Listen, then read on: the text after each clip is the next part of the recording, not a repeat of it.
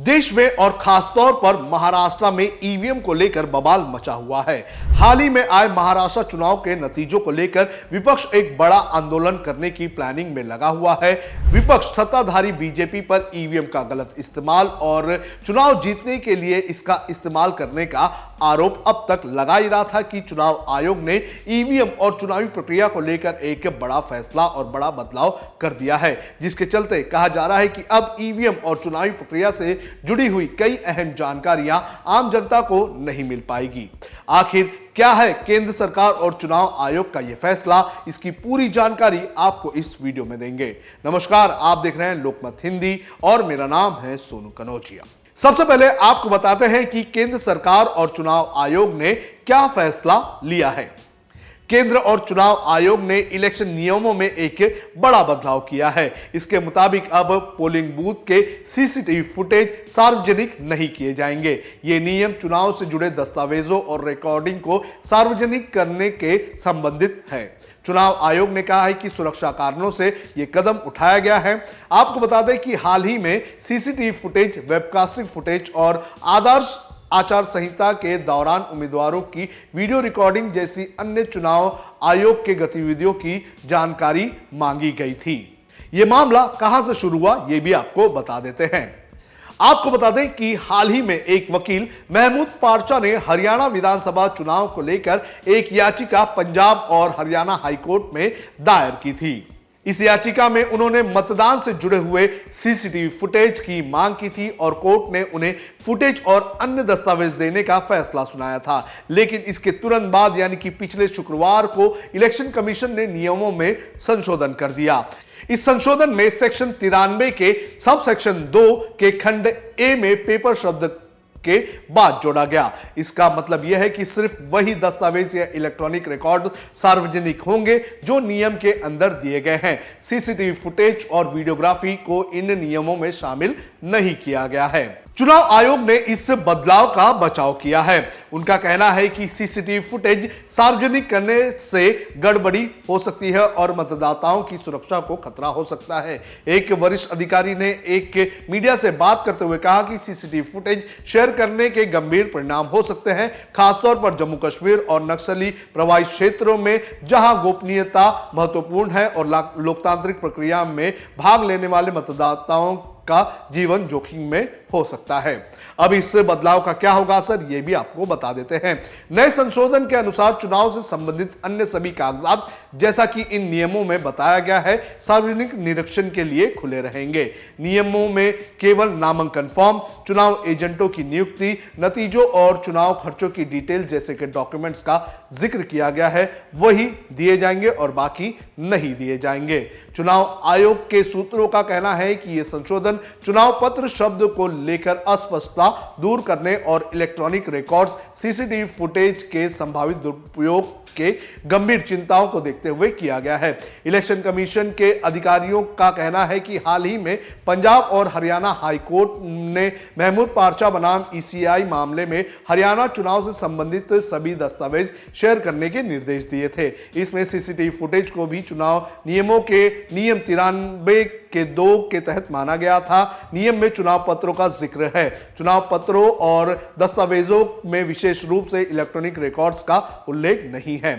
चुनाव आयोग का कहना है कि ये सभी चुनावी कागजात और दस्तावेज वैसे भी जनता देख सकती है। उम्मीदवारों के पास सभी दस्तावेजों, कागजातों और रिकॉर्ड्स तक की पहुंच होती है।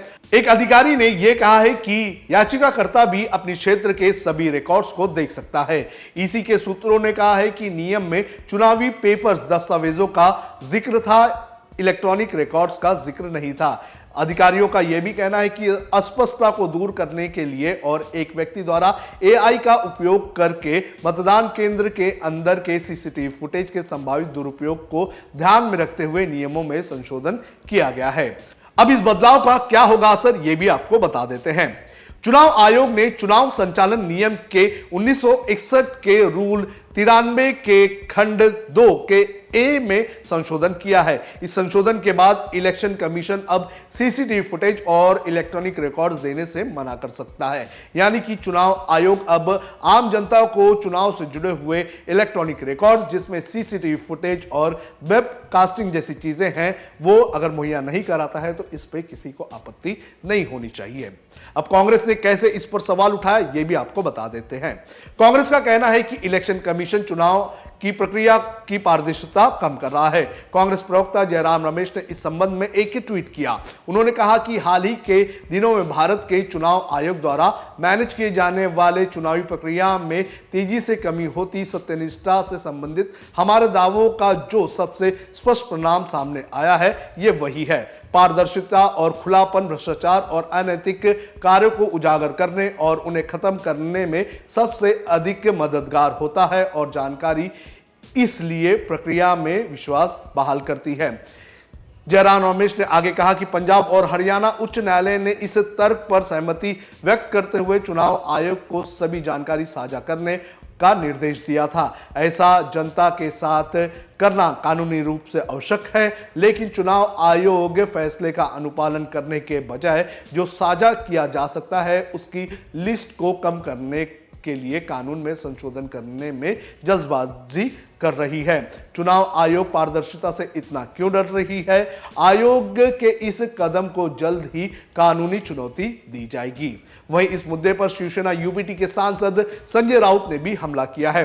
उन्होंने कहा है कि सरकार को अगर जनता को जानकारी देने से इतनी तकलीफ है तो वो चुनाव बैलेट पेपर पर करवाए ताकि जनता के मन में कोई भी संदेह ना रहे। लोकतंत्र की हत्या है। जो रूल बनाया है कि इलेक्शन कमीशन के पास हम जानकारी नहीं मांग सकते, अब हम किसी भी प्रकार की जानकारी चुनाव आयोग से नहीं मांग सकते। ये तानाशाही है भाई, क्यों नहीं मांग सकते? अगर आप ये चाहते हैं कि हम आपसे जानकारी नहीं मांग सकते तो सबसे पहले आप ईवीएम हटा दीजिए और बैलेट पेपर का चुनाव लाइए। हम आप कोई जानकारी नहीं मांगेंगे आपसे। आप ये जो कुछ छुपाना चाहते हैं जनता से, एडवोकेट महमूद प्राचा ने पंजाब हाईकोर्ट से कुछ दस्तावेज मांगने की कोशिश की और हाईकोर्ट ने आदेश दिया। सीसीटीवी फुटेज मांगा है, कुछ वीडियो रिकॉर्डिंग मांगा है, 17A के बारे में कुछ जानकारी मांगी है। ये मांगने के बाद चुनाव आयोग हड़बड़ा गया और मोदी और शाह जी के चरणों में जाकर बैठा और फिर 24 घंटे में पूरे नियम बदल दिए कि कोई जानकारी नहीं मांग सकती। ये कौन सी तानाशाही है? देश में लोकतंत्र, इसलिए तो हम कहते हैं डॉक्टर बाबा साहेब अम्बेडकर ने लिखा हुआ संविधान के खिलाफ ये लोग काम कर रहे हैं। ये तो है ना, डर है ना लोगों के मन में।